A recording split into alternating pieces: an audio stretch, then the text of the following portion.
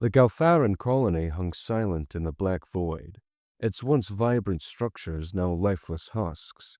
Our shuttle approached cautiously, its sensors scanning for movement among the twisted wreckage.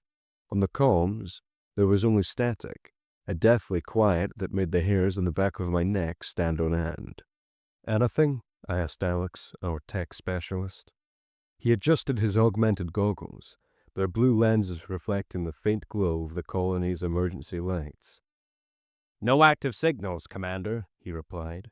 "But something's wrong. The power grid is still operational, and it shouldn't be after this long."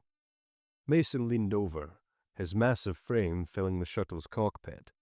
"So we're walking into a ghost town. Great! Just what I needed today." I ignored his sarcasm. "Gear up. We're not here for sightseeing." Our mission was simple on paper: investigate the distress signal and assess the threat. The Galtharans were one of the more resilient species in the galaxy, known for their adaptability. For their entire colony to fall silent was unnatural. We landed on the outskirts of the settlement. As the shuttle's ramp descended, I caught the stale, metallic scent of scorched circuitry, mixed with something organic. The air was thick with it, oppressive even in my helmet. "Check your weapons," I said, stepping out first. My boots crunched on a layer of shattered glass and debris. The streets were eerily empty, the colony's bioluminescent streetlights flickering faintly. In the distance, a children's playground swayed in the faint breeze, its swings creaking, the sound hollow and haunting. "That's lovely," Mason muttered, hefting his heavy plasma rifle. "This place has all the charm of a graveyard." Alex moved with a quicker, nervous energy, scanning the area with his handheld device. "No life signs, but there's residual heat. Recent activity." "Define recent," I asked, my voice tight. "Well, hours. Maybe less." My gut twisted. Stay close. Eyes up. We moved deeper into the colony, past homes with doors left ajar, meals uneaten on tables. It was as if the people had simply vanished mid-step. But the signs of a struggle were there, all right. Claw marks raked across walls and dried blood staining the ground in dark smears. "Whatever did this wasn't subtle," Mason observed grimly. Alex stopped suddenly, his gaze fixed on a toppled security drone. He crouched, running his fingers over its shattered casing. This wasn't destroyed in the attack," he said. "It's self-destructed. Emergency protocols." Why would it do that?" Mason asked. "To prevent tampering." Alex's tone grew sharper. "Whatever hit this colony wasn't just attacking. It was learning." The first real clue came in the central plaza. A massive sculpture of a Galtharan elder had been defaced, its serene face twisted into a mocking grin by deep, deliberate slashes. Beneath it, scattered data pads hummed faintly with residual power. "Alex," I gestured, "see if you can pull anything useful."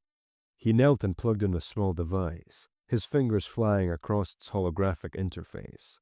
"I'm accessing the colony logs. Looks like the attack started 3 weeks ago. Sporadic at first.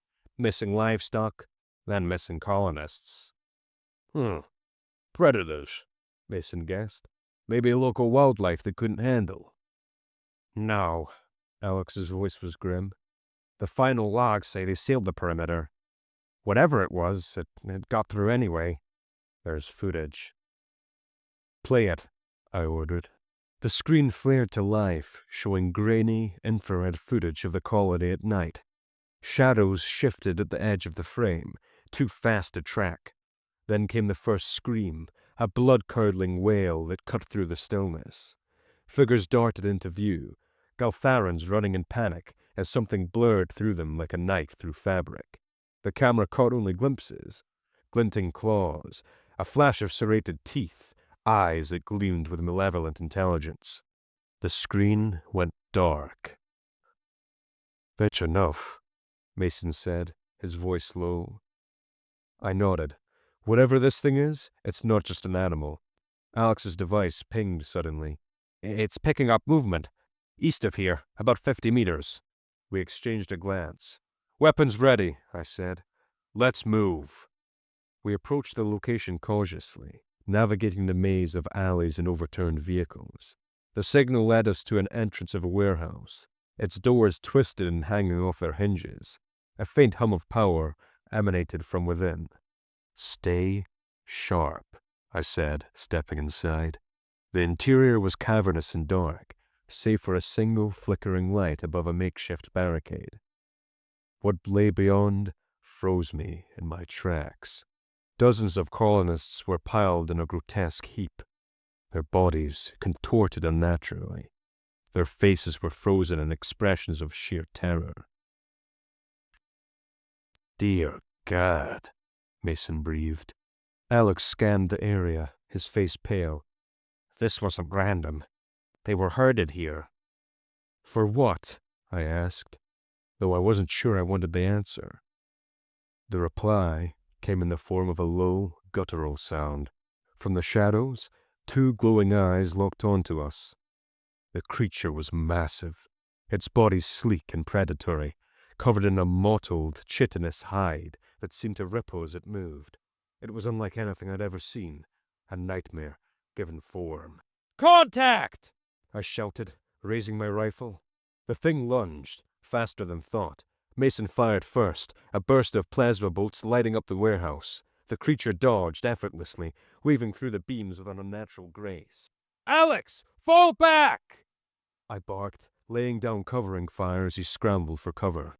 The predator closed the distance in seconds, its claws slicing through Mason's shoulder plate. He roared in pain but held his ground, slamming the butt of his rifle into its face. The creature recoiled, emitting a high-pitched screech that made my helmet's audio filters crackle. "Ethan, the doors!" Alex shouted, his voice tight with panic. "I can seal it in!" "Do it!" I ordered, unloading a burst of fire to drive the thing back. Alex sprinted to a control panel, his fingers flying over the keys. The doors began to groan shut, the creature darting towards him in a blur of motion. "Not today," Mason growled, stepping between the alien and the predator. He fired his rifle at point-blank range, the plasma blast ripping into the creature's side. It howled, retreating just as the door slammed shut with a resounding clang. We didn't stop running until we reached the shuttle. My heart pounded as I punched in the ignition sequence, the engines roaring to life. As we lifted off, I glanced back at the colony, now little more than a fading speck in the distance. In the silence that followed, Alex spoke first. "That thing, it was toying with us." I nodded grimly. "And it's still out there." Mason sat slumped against the bulkhead, blood seeping through his damaged armor. He grinned weakly. "Huh, hell of a warm-up, huh?" I didn't reply. My mind was already racing, piecing together the clues. The predator wasn't just a threat, it was a message.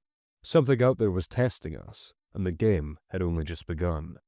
The jungle was alive, a bioluminescent sea of shifting light and shadow that made it impossible to see more than a few feet ahead.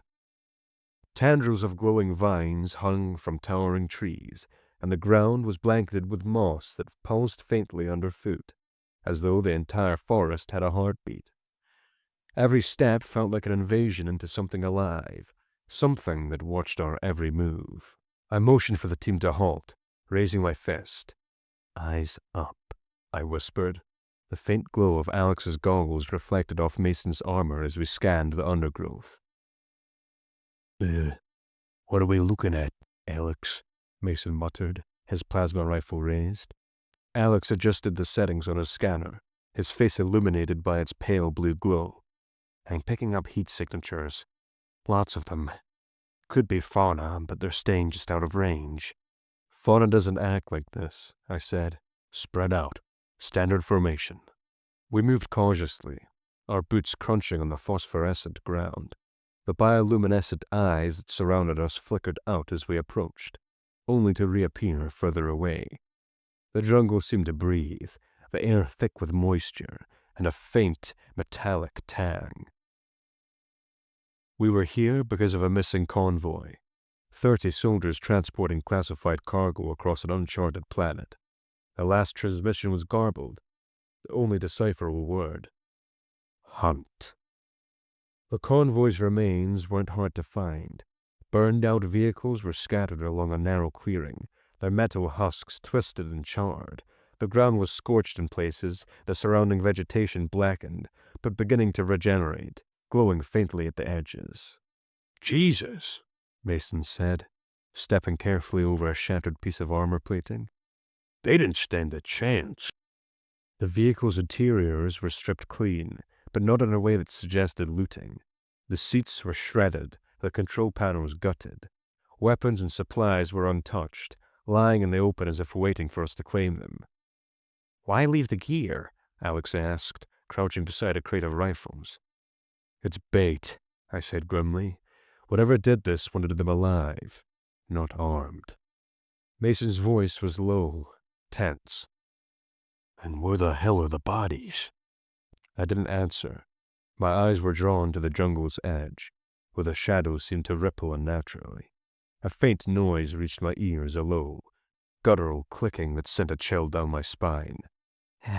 Commander, Alex said, his voice shaking. We've got movement. The first attack came at dusk. We'd set up a defensive perimeter around the convoy's wreckage, using the vehicles as a makeshift cover. The jungle's glow intensified as night fell, casting eerie, shifting patterns across the ground. Mason stood watch, his massive frame silhouetted against the fading light, while Alex worked on a portable motion tracker. I don't like this place, Mason muttered. Feels like it's breathing down my neck. That's, just paranoia, Alex replied. Though his own voice was far from steady, suddenly the tracker pinged. Alex's head snapped up. Something's here! 5 meters! Closing fast! Positions! I barked, raising my rifle. The jungle erupted into motion. Shapes darted through the foliage. Too quick to track, Mason fired first, his plasma bolts illuminating the trees in brief flashes. One of the shapes leapt into the clearing, a blur of claws and glinting chitin. The creature was smaller than the predator we'd encountered on Galthara, but just as vicious. It moved with terrifying speed, dodging our fire and slashing at the barricades. Alex scrambled back, narrowly avoiding a swipe from its serrated claws. Focus fire! I shouted, unloading a burst into the creature's torso. It shrieked, a high-pitched sound that made my ears ring, before collapsing into a heap. The jungle fell silent. Alex approached the body cautiously, his scanner whirring. It's augmented, he said, pointing to a series of metallic implants embedded in its flesh. This isn't natural. Mason kicked the corpse with his boot. Augmented or not, it's dead. Maybe, I said, but it wasn't hunting us. It was hurting us. The second attack came hours later. This time, it wasn't a single creature. The motion tracker lit up with a dozen signatures, all converging on our position. Mason roared as a pack of smaller predators burst through the barricades, their sleek insectoid bodies shimmering in bioluminescent light. They moved as one, their attacks coordinated and relentless. Mason took point, his plasma rifle tearing through the creatures in a hail of fire. Alex worked frantically at his console, rerouting power to an improvised energy barrier. I covered the flanks, picking off the predators that slipped past Mason's defenses. One of them lunged at Alex, its claws outstretched. I fired, the shot hitting its head and sending it sprawling at Alex's feet. Thanks, he gasped, his fingers never leaving the keyboard. Get that barrier up, I shouted. Almost there! Alex hit a final key, and the barrier flared to life, sending a pulse of energy outward that knocked the remaining predators back. They regrouped at the edge of the clearing, their glowing eyes fixed on us. Then, as if responding to an unseen signal, they retreated into the jungle. Why the hell did they stop? Mason growled, clutching a wound on his arm where one of the creatures had struck. They're learning, I said grimly. Mason's injury was worse than he let on. The claw had torn through his armor, leaving deep gashes along his bicep. He tried to brush it off, but I could see the pain in his eyes. You're sitting this one out, I said firmly, forcing him to lie down. He glared at me. You can't babysit me, Ethan. We need all hands on deck. And I need you alive, I shot back. Alex and I can handle this. Mason didn't argue further, though his scowl spoke volumes. Alex took the lead as we ventured deeper into the jungle, following a faint trail left by the predators. He was nervous but determined, his scanner clutched tightly in his hands. "You think this is a part of a program?" he asked as we moved. "Some kind of bioweapon experiment?" "Could be," I replied. "The implants suggest advanced tech way beyond what we've seen before." "Then why abandon it here?" I didn't have an answer. All I knew was that whatever we were dealing with, it was designed to kill. The trail led us to a clearing dominated by a massive alien structure. Its surface was smooth and metallic, its edges glowing faintly with an unearthly light. The air around it crackled with energy, making the hairs on my arms stand on end. "That's not natural," Alex said, his voice tinged with awe and fear. We approached cautiously, our weapons ready. The structure's entrance was partially open, revealing a dark interior filled with faintly glowing machinery. "This is it," Alex said. "This is where they're coming from." "Then let's shut it down," I said, stepping inside. The interior was a labyrinth of corridors and chambers, each one filled with alien machinery that hummed with power. Alex worked quickly, his scanner mapping the structure and pinpointing its core. "This tech is insane," he muttered, his fingers flying over his console. "It's adapting to us as we move." "Then move faster," I said, my eyes scanning the shadows for movement. We reached the core room, a vast chamber dominated by a pulsating organic machine. Tendrils of energy arced across its surface, and at its center was a glowing sphere that seemed to pulse in time with the jungle's light. "This is it," Alex said. "The control node." "Can you shut it down?" "Maybe, but it's going to take time." We didn't have time. The predators were already closing in, their clicking growls echoing through the corridors. "Do it," I said, raising my rifle. "I'll hold them off." The final attack was relentless. The predators came in waves, their movements more coordinated than ever. I fought with everything I had, my rifle blazing as I kept them at bay. Alex worked frantically, his hands flying over the console as the core's energy surged around him. "Hurry, Alex!" I shouted, reloading. "Almost there!" he yelled back. One of the predators broke through, leaping at Alex. I fired, the shot hitting its leg and sending it crashing to the ground. Before it could recover, Mason appeared, his plasma rifle roaring as he finished it off. "Thought you were out of this," I said, panting. "Changed my mind," he replied, his voice grim. With Mason's help, we held the line long enough for Alex to finish. He hit a final key, and the core let out a deafening pulse of energy. The predators froze, their bodies convulsing as the implants overloaded. One by one, they collapsed, lifeless. The jungle fell silent. We emerged from the structure, battered but alive. Mason leaned heavily on me, his injuries catching up with him. "Not bad, Alex," he said, grinning despite the pain. "You saved our asses in there." Alex smiled faintly, his hands still trembling. "Yeah, well, I had good backup." As we boarded the shuttle, I glanced back at the jungle. The predators were gone, but the mystery remained. Who had created them, and why? We didn't have answers yet, but I knew one thing. Humanity wouldn't run from this fight. The transmission came through in fragments, the child's trembling voice crackling over static. "They're coming! Please! Someone! Anyone!" Then silence. In the dim light of the command center, we stood frozen. Mason clenched his fists, his knuckles white against the armor of his gloves. Alex replayed the signal, his face pale beneath his goggles. "Coordinates are locked," Alex said, his voice tight. "It's an old outpost on the edge of the quarantine zone." I stared at the screen, the blinking red dot marking the outpost. How did they survive this long? Mason grunted. "Does it matter? They're alive, and they need us." I hesitated. The Galactic Council's quarantine order was absolute. No ships were to enter the zone under any circumstances. Violating it could mean exile or worse. But I already knew my decision. "Gear up," I said, my voice steady. "We're going in." The outpost loomed ahead as our shuttle descended, a crumbling structure surrounded by jagged cliffs and dense, mist-filled ravines. The atmosphere was thick with tension, the faint hum of the reactor the only sound in the oppressive silence. Thermal scans showed 20 heat signatures inside, Alex reported. Mostly clustered in the main hall. They've barricaded themselves. Mason checked his rifle.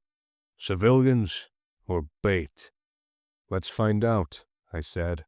We landed in the central courtyard, the shuttle's engines kicking up a swirl of ash and debris.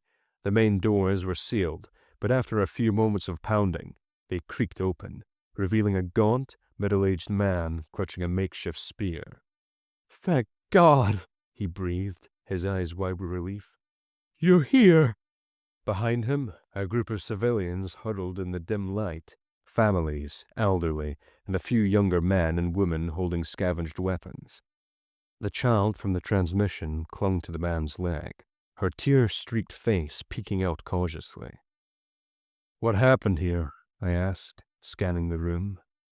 "They came 3 days ago," the man said, his voice trembling. "Monsters. They tore through the settlement like we were nothing. We managed to seal the doors, but they'll be back. They always come back." Mason knelt by the girl, offering a rare, gentle smile. "Not this time, kiddo. Not while we're here." The first attack came at nightfall. The predators swarmed the outpost in numbers far greater than we'd anticipated. Their sleek insectoid forms shimmered in the moonlight as they clawed and tore at the barricades. "Weapons free!" I shouted, firing into the massive creatures. Mason held the line at the gates, his plasma rifle roaring as he cut down wave after wave. Alex directed the civilians, handing out modified drones that fired bursts of energy to slow the attackers. "They're testing us!" Alex yelled, his goggles glowing as he scanned the battlefield. "This isn't random!" "They won't get far," Mason growled, tossing a grenade into the swarm. The explosion scattered the predators, their chitinous bodies shattering like glass. But they kept coming. By dawn, the predators had retreated, leaving behind a field of twisted bodies and scorched earth. The outpost stood, battered but intact. That was just the first wave," I said grimly. Alex nodded. "Their hive isn't far. The swarm activity is too concentrated." "Well, we need to take it out," Mason said. "End this before they hit us again." I glanced at the civilians. They were exhausted, fear etched into their faces. "We'll take the fight to them," I said. "Alex, you stay here. Fortify the defenses and protect the civilians." He straightened, shaking his head. "No way. If you're going into the hive, you'll need me." Mason raised an eyebrow. "Are you sure, Bite? This isn't exactly your comfort zone." Alex met his gaze, determination hardening his features. "I'm sure." The hive entrance was a jagged fissure in the earth, glowing faintly with an unnatural, posing light. The air grew heavier as we descended, the walls slick with a bioluminescent substance that cast eerie shadows. The tunnels were a labyrinth, twisting and narrowing until we reached a vast, cavernous chamber. The nest. Eggs the size of boulders were clustered across the floor, their translucent shells revealing the writhing forms inside. Alien machinery hummed faintly, embedded in the walls and ceiling, connecting the nest to an ancient control system. "This is it," Alex whispered. "This is where they're coming from." "Then we burn it," Mason said. As we planted charges along the chamber's perimeter, the hive came alive. The walls seemed to shift, revealing dozens of predators emerging from hidden alcoves. "They know we're here!" Alex shouted, firing his pistol as he worked. Mason roared, swinging his rifle in wide arcs, his shots tearing through the swarm. I held the line beside him, every shot precise, every movement calculated. Alex, how much longer? I yelled. 2 minutes! We don't have 2 minutes! Mason bellowed, slamming a predator into the wall with brute force. Suddenly, a massive shape emerged from the shadows, a predator larger than the rest, its body bristling with advanced implants and pulsating with energy. The Alpha. It lunged at Mason, its claws tearing through his armor. He staggered, blood staining his side, but he didn't fall. Go! He shouted. I'll hold it! No! I fired at the Alpha, drawing its attention. We do this together! The Alpha was faster, stronger, smarter. Every move we made, it countered. It was learning, adapting to our tactics in real time. Ethan! Alex shouted. The reactor! If we overload it, we can take out the entire hive!